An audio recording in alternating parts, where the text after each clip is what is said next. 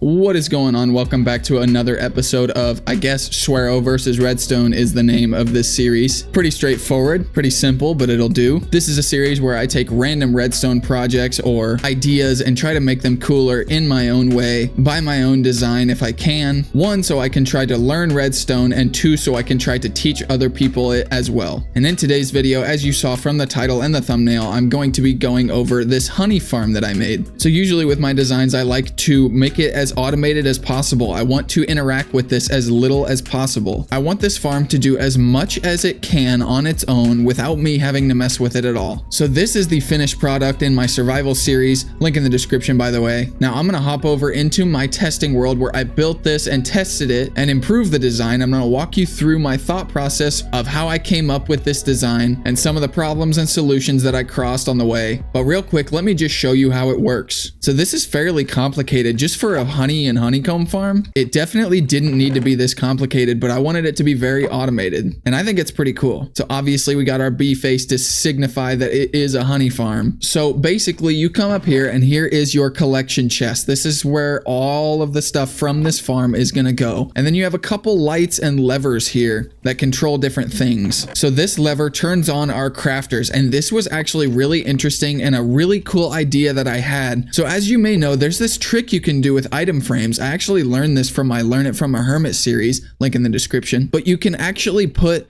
a certain item on a block, like a lever for example, and then put an item frame on that block and then put something in the item frame. But with this specific thing that I did, just conveniently worked out perfectly in my favor. So this lever, just so I don't have to do this and like put an item frame here and then, you know, an item frame here. That way I don't have to have item frames all over, and then it's just more chaotic and just more busy, and it looks like a little much. So I was like, ooh, I can do this, and then this will indicate what this lever does. And this is totally vanilla. You don't need any mods or anything to do this. This is in Java, by the way. I'm not sure this works in Bedrock. But anyways, the light is obviously powered by the lever, so it turns on, which signifies that the crafting system is on. So let's check in here. We have 19 glass bottles and 16 honey blocks. So let's go ahead and turn the crafter on, and you can see those numbers going up. And that is all that we had queued up in the crafting system. So let's go ahead and turn that off. So what this lever does, this is basically deciding where the honeycomb goes. So when I have it off, then that means the honeycomb is not going to get transferred into honeycomb blocks. So basically what this lever is saying is you look at it and you see honeycomb block, and if it's off, that means you are not getting honeycomb blocks from this system, which means the honeycomb is just gonna go straight into your collection chest instead of through the crafting system. But let's say you want the honeycomb turned into honeycomb blocks, you just flip this lever and then it will go into this crafting system here, which you will then turn the crafter on, and then the honeycomb blocks will then go into the system after that. Fairly straightforward, maybe a little confusing, but let's break down how this stuff all works and my thought process behind making this entire farm. So we're over in my creative world here. Now this is the same world. This is just a copy of the world, but it's in creative. So this is the exact same spot I wanted to put the bee farm in, and this was just a rough draft. This is just making the bee farm portion. So how this works, so you got beehives here, you got comparators going into blocks, so the comparators read when there's stuff in the honey block, or the beehives I mean. And a beehive when it's full, so right here, a bee nest, I mean not a beehive, a bee nest. As you can see right there, it says bees 0 out of 3 because the nest is empty, and it says honey 0 out of 5. So that means it has the potential of giving a redstone signal of 5, which is why we have the comparator going into a block, and then that block gives a signal of 5. So 1, 2, 3, 4, 5. We have the glass here, so this redstone is able to go up through the glass and still give a signal, because if you see, if we replace this block with something solid, then this redstone is not able to get to this redstone here, and it's not able to continue this circuit here. So we have to turn this into glass as well as this. That way this redstone can connect to this and it can loop up into this dispenser here. So real quick, we'll run through this again. So this bee nest here, when it's full, it can have a potential signal strength of 5. So once it's full and it reaches 5 honey inside there, then this comparator gets a signal strength of 5, which then triggers this dispenser. And depending on what the dispenser has in it, in some of these dispensers, I have glass bottles, which then gets you honey bottles. And in some of them, I also have shears, which gets you the honeycomb. And these dispensers are facing down into these bee nests. And then up here, these hopper systems are just to load up with bottles or shears or whatever, just so it doesn't run out, because if it runs out or if any of these slots are empty, then it's going to start putting honey bottles into your dispensers, and then it's not going to dispense them, and it won't be able to collect them from the hoppers under the bee nests. Hopefully I'm not going too fast, but let me explain something. This design will not work if you don't have blocks on every side of the bee nest except for the front. Now, in Java Edition, comparators do count as blocks covering the bee nest on this side, but in Bedrock, as far as I know, they would not count as a block occupying this space, so the bees would be able to get out. So then we have the flowering azalea here, which the bees can pollinate, and then they can go back in their hive and then create honey. That was something that was pretty cool that I didn't know before making this, but I did a little research and found out that flowering azalea actually works. That way you don't have to put like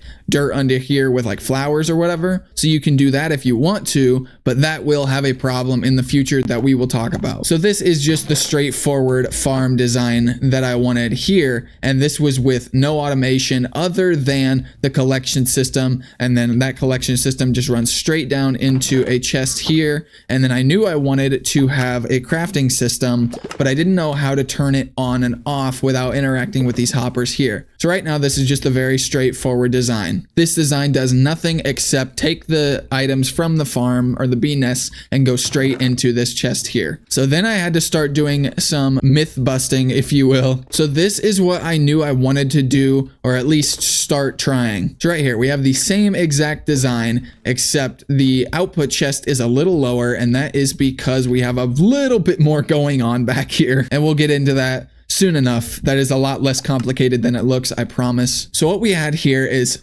just, this is the same lever that I mentioned earlier, just to turn on the crafting system. And the crafters are actually under this chest, pointing up into the chest, and it actually dispenses all of the stuff from the crafter into here. Now, one thing I learned and had to test before I made this design was what I needed to do was make sure that when you craft honey bottles into honey blocks, that the bottles, because you do get empty bottles as a result, I wanted to make sure that the bottles actually went into the barrel as well, because what I didn't want to do was start crafting honey blocks from honey bottles and then just have bottles going everywhere. So I just wanted to make sure that when you craft things, the honey bottles themselves actually do go into the barrels, and they do, which is amazing. So then the next thing I needed to figure out right here was just to make sure, for some reason I didn't put this together. I don't know why I thought this would be an issue, but I just wanted to make sure having two crafters side by side and powering just one of them, this has gold, crafting gold blocks, and this one has iron, crafting iron blocks.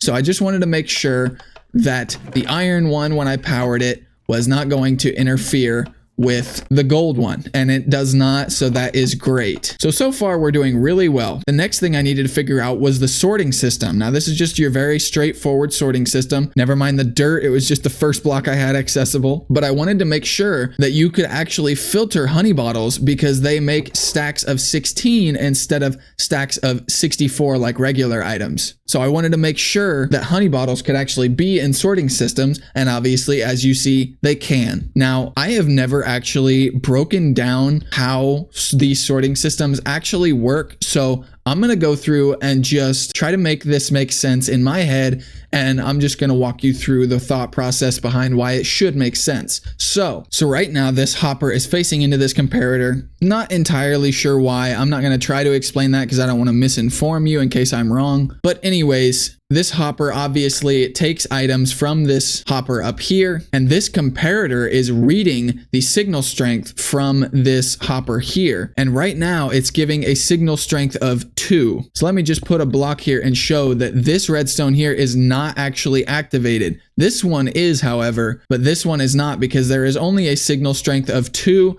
and I can't really explain why. I know that you have to have a certain number of items in here, and I think it's as soon as this gets to a certain degree of filled up, let me just throw some in here. If you put a full stack of honey bottles in there, it'll drain down to a certain point. Just like if I were to put an entire stack of items, it will drop down to 41, and then it will cut it off right there, and that will be the item that gets filtered through. So let's say I put this item here, this item, like just random items that aren't white stained glass. This item is not going to get into this hopper because all the slots are locked with something else that is never going to be in the system. These are called the filter items, and these are called, you know, the items that you want filtered, if that makes any sense. Now, I can't exactly explain to you right now why this hopper stays in this state right here, but I know that this hopper is locked, so it's not able to drop things. So if I put this here,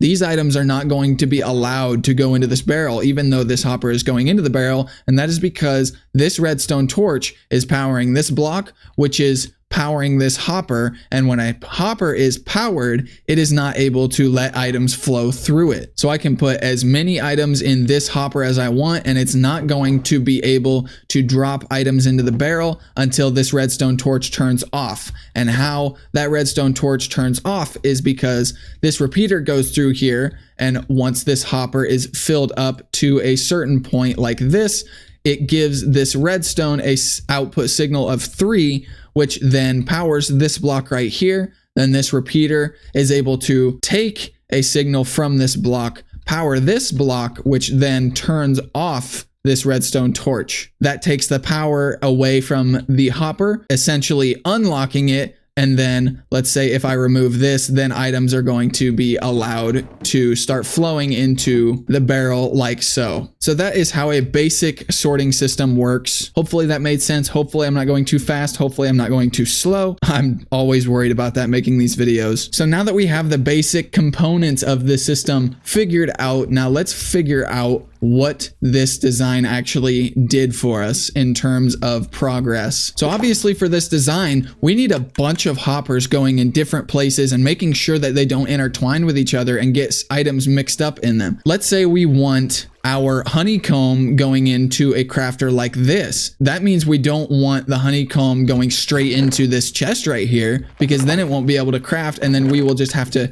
manually, we'll have to manually take it here, then put it in the crafter, then turn it on. And that's what we're trying to avoid. We're trying to avoid having to take items from chests, put it in crafters, then turn the crafters on. I just want the items to already be in the crafters. That way we can just decide when we want things crafted, flick this lever on, and then just take the items whenever. So that was the main idea for this design here. Now I just needed to figure out how to do it. Now bear with me, this is going to be a little more confusing than it actually is, I'm sure. So right here, let's just go over how this lever works. So the lever itself powers this redstone lamp, which then turns it on. How it turns on the crafting system, because as you can see, there are plenty of items in the crafter ready to be crafted. Now let's turn this lever on, and you can see that it is crafting. The red arrow here signifies that the crafter is actually being powered, and it is crafting honeycomb blocks.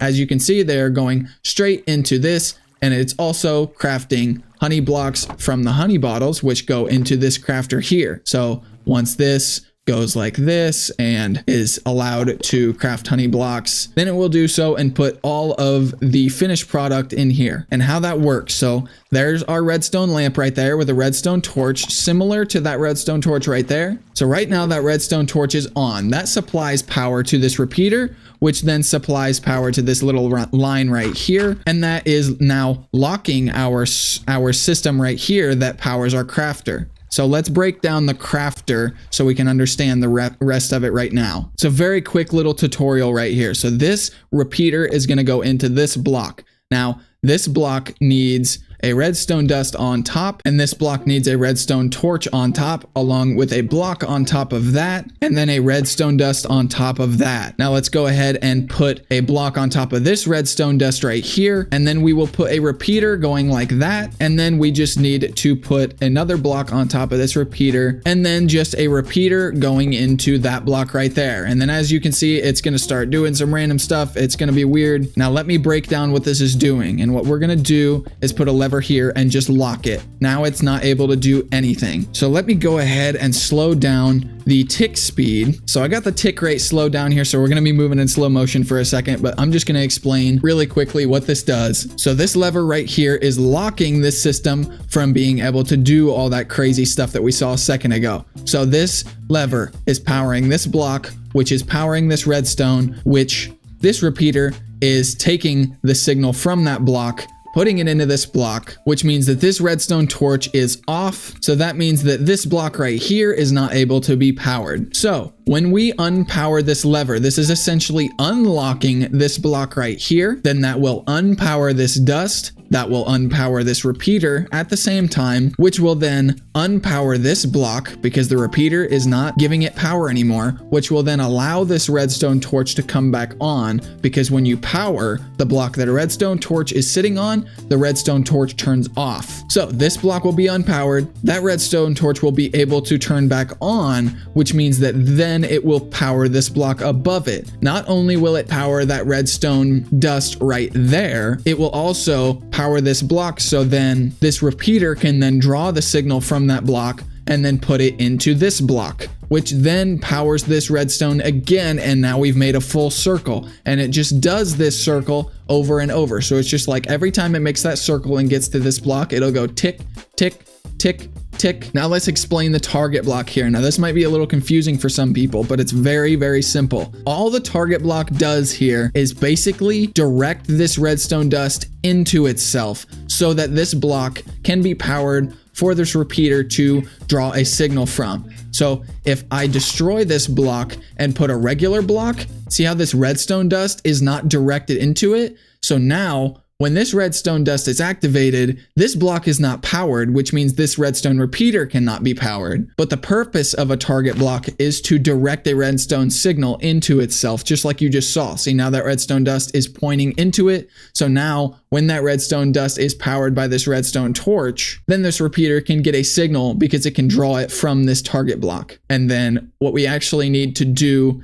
is put our crafter right at the end of that repeater right there. So that repeater is just going to directly power our crafter. Now let's just go ahead and throw some example items in there. So we're going to craft some redstone blocks with this. So we'll unpower the lever, which unlocks that block right there, which then lets our system do that signal that I mentioned in slow motion. And I'll just let you kind of make sense of that in your own head as it goes. So as you can see, it goes in that circle. That dust gets unpowered, which then unpowers this block. Then that repeater doesn't have any more signal like that, which then doesn't power this block, allows that redstone torch to turn back on, puts that signal into that repeater, back into that block, back into the redstone, so that circle can keep going, but it also powers that target block, which gives this repeater a signal, which then powers our crafter. Then it crafts our product that we want. Now, what you can do, which is very, very interesting and very useful, is put a storage block or a chest, like a chest or a shulker box or something, and the items will go directly into that chest. Very, very useful, especially for this design. So let's take a look at this down here. This system right here, this line, is essentially just our lever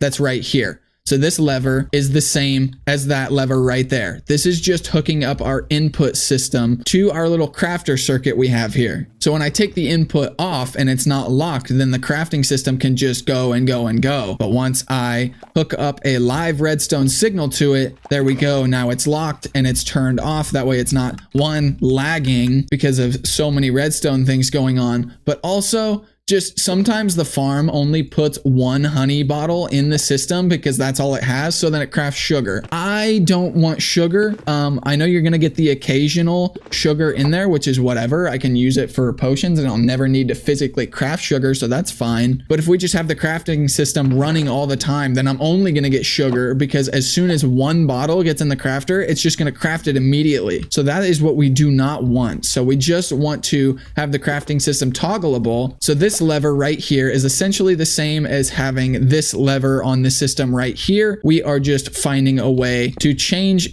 in the way where it gets there. So it's just farther away, essentially, is all that is. And as you can see, I have these repeaters just like we have up there. We have the repeater going straight into the crafter itself, but we don't actually have to do that. You could do that. You could have these repeaters, this whole like circuit right here, moved up. But what I didn't want to do is when you power a block from a repeater, that is hard powering that block. So let's say I hard power the block next to a hopper, that's going to lock the hopper and affect the way that the hopper lets items flow through it into the crafter. So if I power a block and then that block is hard powered, then it soft powers the crafter. That means that it is not affecting any items going through this hopper, and this hopper can function totally normally. So that was my thought process behind that. So hopefully that makes sense to you. Now let's break down how this sorting system hooks up to it. So let's go into free cam mode a little bit here. So right now we have our bee nests right here. We're inside the farm. They get the pollen from this flowering azalea right here. This is the only block they can spawn outside of the nest because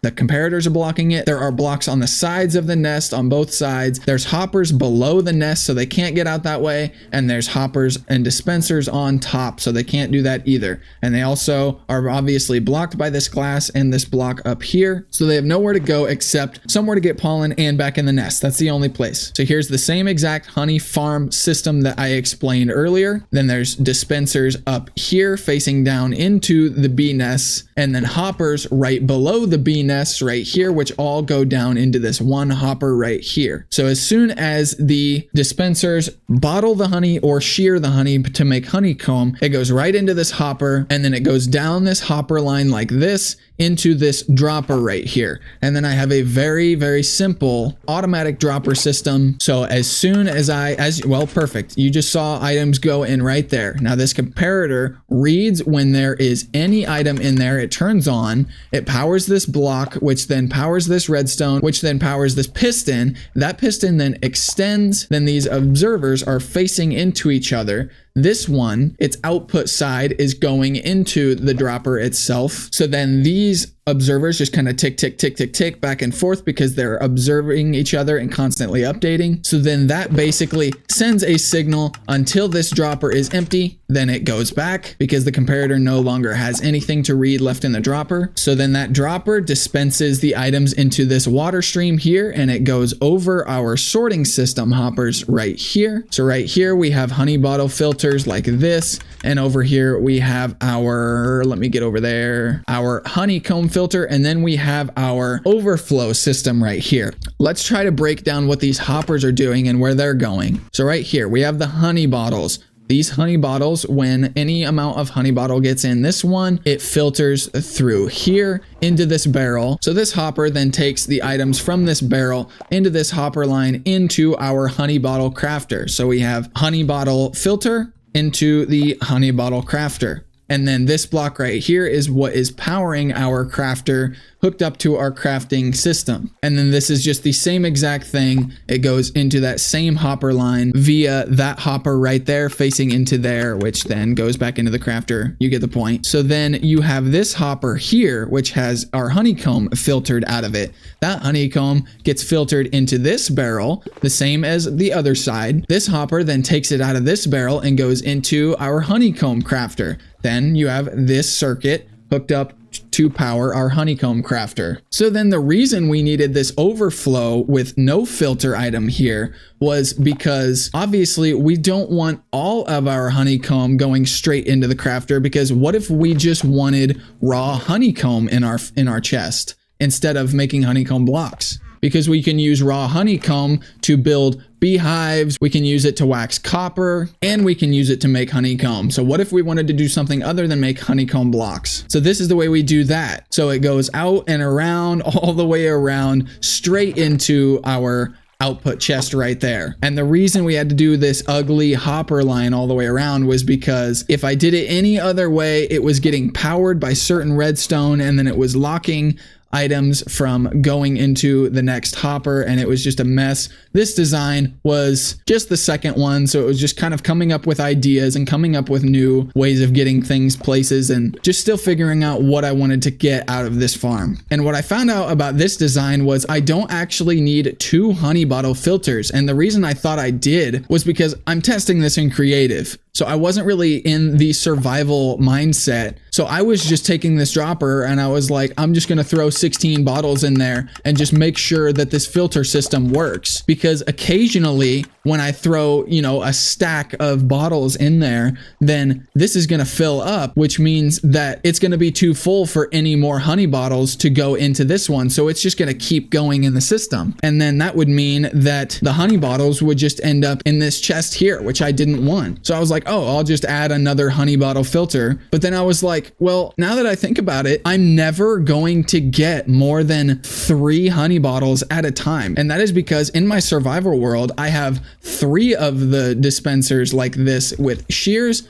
and then 3 of them with bottles. So I'm only ever going to get 3 honey bottles at a time. And that is only if these 3 dispensers right here with the bottles in them go off at the exact same time. That's the only way I'm gonna get 3 bottles in there at a time. And even if I got 3, that's still not gonna make this a full stack. So that means that this hopper isn't full. So that's totally fine. And same with the shears. Now, when you shear a bee nest, it gives you 3 honeycomb every single time. So even if these 3 bee nests right here got sheared at the same time, which is probably not going to happen, then you're only going to get a potential of 9 honeycomb at the exact same time into this system at once. And that is not going to fill this up right here to make a complete stack. So that means that that's fine. But hoppers are a little weird, and sometimes it does kind of skip some items, even though the hopper is not full, if that makes sense. So then even when we don't want to, we still get some honeycomb straight into the chest, even if we had the other hopper. And I just want this to be as precise as possible. So if I have my honeycomb block lever flicked, that means I don't want any honeycomb in this chest. I want it all to be going down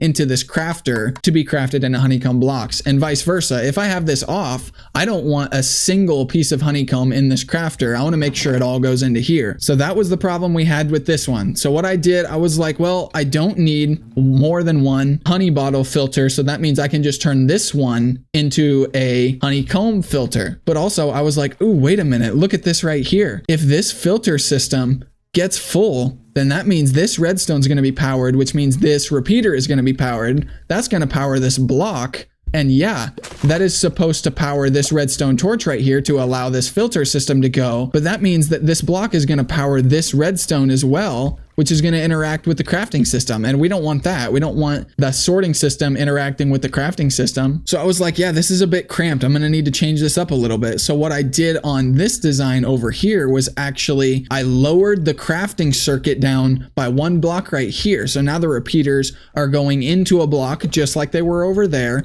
but that block is below the crafters instead of right here on the crafters. So it still powers the crafters, it still works the exact same, and I still had the same filters. I was just improving on that. And it was at this point where I came to the conclusion that I didn't actually need 2 honey bottle filters. So this design was just the same thing. I just slightly improved the location of the crafting circuit. That way it didn't interact with the item filter circuit. So that is the purpose of this design. And with each design, I was trying to slowly improve the look of the interface. And I also didn't like this either because it was kind of asymmetrical. So I wanted to come up with a purpose to have another lever here. So I was like, ooh, what if I put another lever here? That way I can interact with where the honeycomb is actually going to go. So that's when I came up with this. And here is our final design that I came up with. Now I haven't built this in my survival series yet, but I think I like this a lot. Now this is supposed to be in an industrial district. So I made a bee face, and as you saw in my survival world, but let me know what you think of this. I thought this was really cool. It's a bee face, but it's like industrial colors. So it still looks like an industrial factory type of thing, but it's still a bee face. I thought that was kind of cool. So we have the same exact system here. Now let me pop over into my survival world and show you that design, because that is still not improved as much as this one behind me is right now. So here we are. As you can see, it's a little more decorated. It's more colored. I haven't changed the block palette over yet. So let's go down into this mess here and let me show you how I improved on this design here. No more barrels, as you can see. Here is our crafting lever. So that lever, when it's turned on, turns this lamp on to signify that the crafting system is on, unpowers this redstone torch, which unpowers this repeater right here, which then unpowers this block, which is now powering this redstone line. So then when I do all that I just explained, then this redstone line turns off, and this redstone line is just kind of supplying this crafting circuit, keeping it locked right now, as I explained earlier. As you can see, I significantly improved on the amount of hoppers I used as well. And as you can see, we only have the 2 item sorting systems. So here's what we changed. Right here, we have the honeycomb one on the left and the honey bottle on the right. And where they are positioned is very important, and I'll explain that in a second. So as you can see, same exact system. Bee nests up here, blocks all around them, comparators surrounding them, hoppers, dispensers, all that garbage. We still have the flowering azalea. Under the bee nests, we have our hopper line going all the way into our dropper. So once an item goes into the sorting system, I just put a book in there, so it should go all the way to the end because of my filter system. But we have the same auto dropper system. It goes into this water stream, which then goes across our filters right here. So we have 1 filter, 2 filter, and then the overflow, which is where that book would have just went that I threw in there. So we have our honeycomb filter right here on the left, and that goes down into this hopper line right here, which goes into our crafter on the left. So keep this in mind. This crafter only has 3 honeycomb in it. Now let's keep that in mind. Obviously, here is our crafter circuit that you guys are aware of now. And then over here, we have our honey bottle filter, which goes down into this line, which goes down into this line over here, and then going into our crafter on the right. 100% of the honey bottles go into the crafter, because there is no reason for us to have honey bottles up in this chest here. We don't want any honey bottles. We want all the honey bottles to go in this crafter. So it is very important that the honey bottle filter directs into a line of hoppers that doesn't intervene or interconnect with this hopper line right here. This hopper has no filter. This is just the overflow. This will catch any item that isn't honeycomb or honey bottles. And that hopper line just goes directly into this chest right here, which is our end product chest, the one we interact with out front that you saw. The main improvement of this design, I'm sure you can see this redstone block right here. This is how I determined how I was going to decide when the honeycomb goes into the crafter instead of just straight into this chest. If you can see right here, here's our lever, here's our redstone lamp. If I go through this wall, right on the other side is our sticky piston with this redstone block here. That redstone block goes right up next to our honeycomb filter hopper. As we've gone over in this video, when you power a hopper, then it can't have items go in it. So let's take some honeycomb out of here, and I will put this honeycomb in our dropper system as if it just went through the farm. So we'll put a few honeycomb in this dropper, and then we'll step back. Just keep an eye on this filter right here. This is our honeycomb filter. So let's go ahead and throw this honeycomb in here, and then it's going right over that filter. That's our honeycomb filter, but it's still going over it. And that is because we have our redstone block right up next to it, which means it's not allowed to pick up any more items, even though that was the item that it's supposed to be filtering. So now let's go back out here and flip this honeycomb block lever up. So now that is off, which means that the redstone block is now away from the hopper, and that hopper is not powered anymore. So let's go ahead and throw some more honeycomb in there. Now look, well, some reason that one honeycomb slipped by there, but you saw the others went back into that hopper. So now, if you remember, there were 3 in here. Now there is a lot more. That is how we control when we want our honeycomb to go in the crafter to craft honeycomb blocks or to go straight into our chest so we get raw honeycomb like so. And there was a problem with this design. So right now, all my honeycomb is going into the crafter, but the light signifies that it's not. I want the lever and the light to signify, basically saying, am I crafting honeycomb blocks right now? Yes. The light is on, so yes, I am. But right now, that is not the case, because when I have this lever flicked, the light is on and the redstone block is locking this honeycomb hopper right here from getting any more items. So then the honeycomb just goes all the way to the end and straight into the chest, which means we're not getting our honeycomb into the crafter. We're just getting it into the system. So this lever doesn't represent the right thing. I really hope that makes sense. I was having kind of a hard time explaining that. Let's go over to our creative world and I'll show you how I fixed this. It was actually very, very simple how I fixed this. So this is very similar to the crafter solution that I had in my previous episode of this redstone series. Basically how this works is when I flip this lever, this redstone lamp is going to turn off or on. I'll flip it off and that will then turn this lamp off. This observer will see this redstone lamp change and then it will power this copper bulb. Now a copper bulb only gets activated every other time. So right now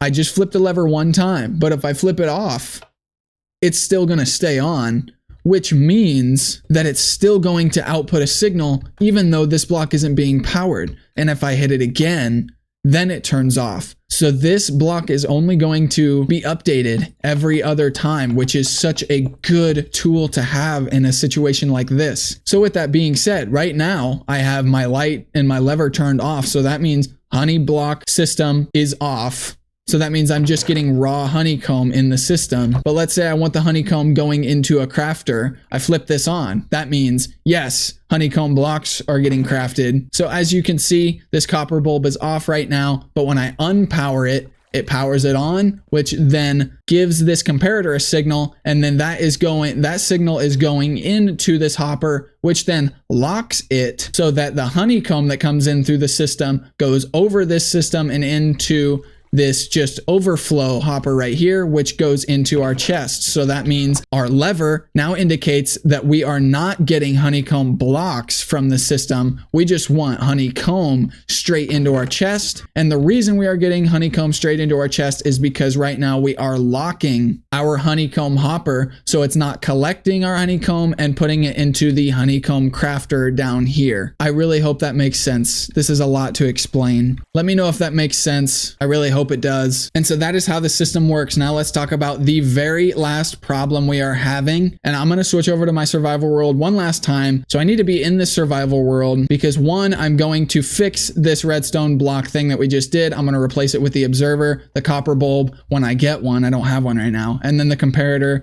And then I'm going to fix that issue. I also noticed that occasionally, and we'll try to see if we can get it to happen right now, but occasionally I will see a honey bottle or some honeycomb sitting on this flowering azalea right here, which means we are actually losing some items in the process of this farm. And I do not like that at all. It doesn't happen very often, but I don't want it to happen at all. And now I'm pretty sure there is a very simple solution to this, but it might get a little bit more complicated. What I'm thinking I can do, and I really, really hope this works, is instead of putting this flowering azalea here, I can go ahead and put mud in its place and then put flowers on top of it. That way, they still have something to pollinate on. And the reason we're using mud instead of just a regular grass block is that because, as you can see, there's hoppers under these blocks.